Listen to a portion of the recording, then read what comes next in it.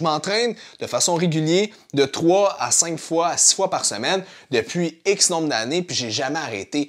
Le secret, là, je vais vous le dire, le secret, là,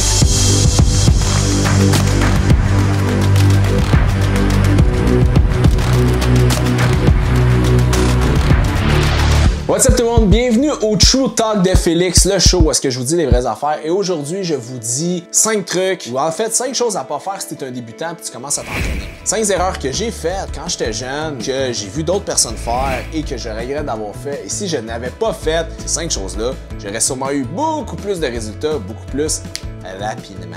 Donc voilà, la première des choses, c'est faire le programme que tu trouves dans la revue de fitness qui traîne chez ton bodybuilder préféré. Pourquoi? Parce que souvent, les routines que les culturistes pros font, premièrement, c'est des routines avancées. Deuxièmement, c'est des routines pour des gens qui utilisent des stéroïdes anabolisants. C'est pas ton cas, puis si c'est ton cas, arrête-moi ça. Et c'est des routines qui sont pas adaptées à toi, tout simplement. C'est pas fait pour toi, donc fais-les pas. Tu dois faire quelque chose qui est adapté à toi. Et ce qui est adapté pour un débutant, c'est la base, c'est de commencer. Parce que la réalité, c'est que si tu es un débutant, tu vas avoir des résultats à faire pas mal n'importe quoi, mais fais-les intelligemment. C'est comme, exemple, imagine que tu as un paquet de cartes, tu as 52 cartes et tu veux utiliser une carte à la fois pour avoir des résultats. Si tu utilises tout le paquet, tu drops, tu vas avoir beaucoup de résultats, mais le problème, c'est qu'est-ce qui va arriver quand tu vas frapper un plateau? Tu vas déjà avoir utilisé toutes tes ressources. Donc, si tu es un débutant, vas-y une chose à la fois. Deuxième des choses, si tu es un débutant, assure-toi de ne pas tricher tes exercices. Apprends à faire les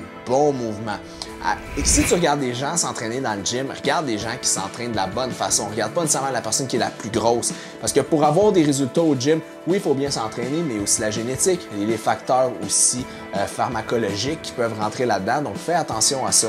Assure-toi d'avoir des bonnes routines. Aujourd'hui, avec Google, avec YouTube, avec notre chaîne FD Fitness, être ignorant en 2020, c'est une question de choix. OK? Pourquoi? Parce que tu peux avoir toute l'information que tu as besoin. Donc, fais tes devoirs, fais-les de la bonne façon et fais les mouvements correctement. Pourquoi? Parce que si tu apprends à faire les bons mouvements maintenant, c'est comme si tu commençais à jouer au golf.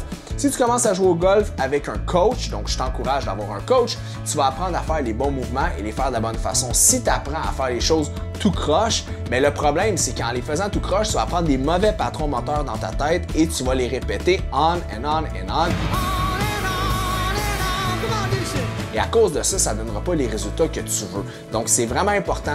Travaille avec un bon coach ou assure-toi d'avoir les bonnes ressources tout simplement. Troisième des points, occupe-toi de ton alimentation. Je me rappelle quand j'ai commencé à m'entraîner, je regardais derrière les labels des petites lasagnes Stouffer's que tu trouves en épicerie et je voyais 18 grammes de protéines. J'étais là, waouh, c'est beaucoup de protéines. Mais je comprenais pas que la protéine qui vient de la pâte, son bloc d'acides aminés n'est pas tant intéressant que ça pour la prise de masse musculaire et tout ça. Donc, je prenais pas les bonnes calories pour avoir les bons résultats. Tu comprends? Donc, assure-toi juste d'avoir un plan alimentaire, de manger en fonction de tes objectifs et de manger de la bonne façon. Lorsque tu manges, tu donnes les bonnes briques à ton corps pour avoir les bons résultats. Protéines en bonne quantité pour bâtir ta tissu musculaire, des glucides au bon moment pour avoir de l'énergie pour tes workouts, du gras pour pouvoir avoir un phénomène de satiété et avoir un profil hormonal qui est optimal. Tu comprends? Donc, tu t'assures de travailler tout ça pour avoir des résultats optimaux. Quatrième point, assure-toi de récupérer. Même si tu veux t'entraîner, là, tu veux tant avoir des gros bras, mais tu fais, exemple, 14 entraînements par semaine, il y a une courbe de récupération. Tu es là, puis à un moment donné, ce qui se passe, c'est que là, tu commences, tu déchires la fibre musculaire. Là, boum, là, tu perds de la fibre musculaire. Tu recommences, tu surcompenses et là, tu t'entraînes et tranquillement pas vite, tu montes dans tes résultats. Le problème, c'est que si tu t'entraînes à tous les jours, tu vas descendre, tu vas te blesser, tu vas atrophier, tu vas perdre du muscle. Bref, tu vas pas récupérer pour le volume d'entraînement que tu as besoin de faire. Donc, tu veux t'entraîner, mais tu veux aussi récupérer, bien manger, bien t'hydrater et surtout bien dormir et garder, si tu es capable, ton ratio de stress le plus bas possible. Et le cinquième point pour le débutant, pour toi qui veut des résultats au gym, qui veut pas perdre son temps, sois patient. OK? La prise de masse musculaire, les résultats santé, c'est un marathon, c'est pas un sprint, OK?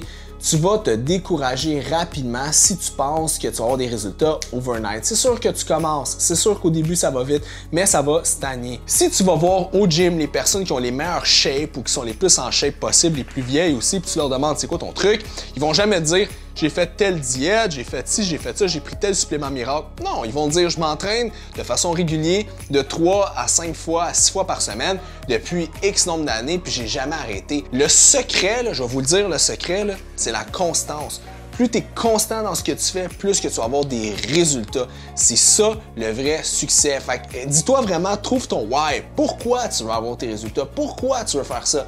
Parce que si tu le fais pour ta blonde, pour ton chum, pour une raison qui t'appartient pas, qui vient de l'extérieur, tôt ou tard, tu vas arrêter. Tu vas perdre 45 livres parce que tu t'es fait intimider ou parce que les gens te critiquent, puis là, tu vas reprendre ce 45 livres-là. Tu vas faire vraiment tout le temps des yo-yo, puis c'est ça qui est négatif. Trouve vraiment la raison pour laquelle toi, tu veux. Et quand tu perds ta motivation, rappelle-toi toujours pourquoi tu as commencé, qu'est-ce qu'au départ qui t'a donné le goût de te rendre là, qu'est-ce qui t'a vraiment donné le goût de changer ton corps, de changer ta vie, d'arriver à la meilleure version de toi-même au niveau physique. C'est là-dessus qu'il faut que tu travailles, c'est là-dessus qu'il faut que tu soulignes avec un gros crayon noir gras parce que c'est ça qui va faire que tu vas perdurer dans le temps. Puis dans 2 ans, tu vas te retourner, tu vas te regarder puis dire « Wow, j'en ai fait du chemin depuis la première fois, j'ai mis mes pieds au gym. » Donc voilà, c'était Félix Daigle pour les 5 trucs que je donnerais aux débutants et 5 choses que moi-même j'ai pas faites et que je regrette d'avoir faites, de ne pas avoir fait parce que si je l'avais fait, ça fait beaucoup des fêtes, mais j'aurais eu plus de résultats. N'oublie pas de t'abonner à ma chaîne, d'aller voir Félix Daigle sur Instagram, fdfitness.ca sur Internet, clique sur la petite cloche et active les notifications pour que je sois toujours dedans ton visage avec plein de conseils. I'm out. Ciao guys!